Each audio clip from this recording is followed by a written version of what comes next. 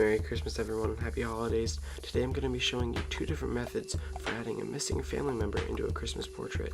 Feel free to pause the video as I explain what I'm doing, as I'm going to be showing you a time-lapsed version of an already quick edit.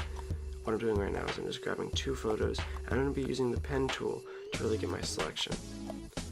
Now the pen tool is great because you can really get clean lines and you can get the shape that you want to get, and I'm going to be using the Command key, the Option or Alt key, and the Control key and the pivot points that come with the tool to move around my image and get the selection that I want.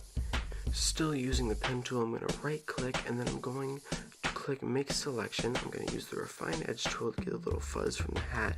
I'm going to set Output to Selection. I'm going to press OK and I'm going to move my image into the other image. I'm going to transform it just the way I want it and really make sure that the image works together.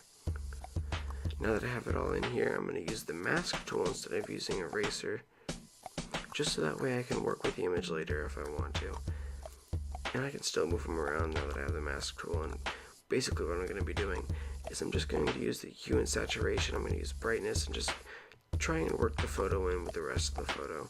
Nothing crazy, just a little bit of adjustments.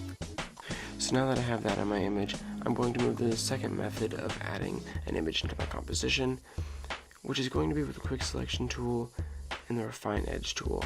And so basically I'm going to use the Quick Selection brush just to get a background selection, and I'm going to press Select and then Inverse, or Command I on a Mac, or Control I on a PC, and basically we're just going to be working with our subject now. And I'm going to press Refine Edge, and Photoshop's going to analyze everything we paint over and make a very fine, clean selection of it. And so we're going to use that for the bristles, and you can use that for hair in your photos, and you can use that just for anything that you don't want to go through and get every single little detail. Photoshop will kind of just look at it and figure out what you want, which is really nice, and that's why I'm using it right now. So now that I have my selection, I'm just going to drag it into my other composition. I'm just going to resize it the way I want it. And you can kind of see there's a little bit of a glow around it, a little bit of a halo type effect going on right here. And you can change that when you're working with the Refine Edge tool, because there's different sliders and there's different customizations you can use. And you can just kind of work really get that the way you want it. But for this, it's going to be fine because I kind of like the Christmassy effect it has.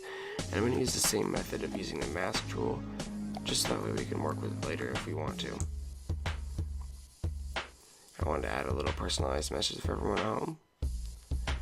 And I'm just going to be using some different text features, such as changing the colors and the different layer styles too. We're going to right click over there and we're going to press layer style, and we're going to add a red stroke and a little bit of a drop shadow. But once you have it customized to your liking, all you're going to do is press OK, and you're going to go to File and then press Save As.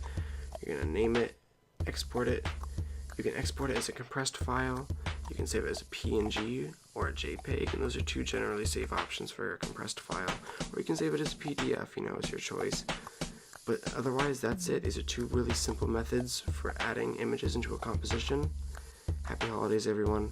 Merry Christmas.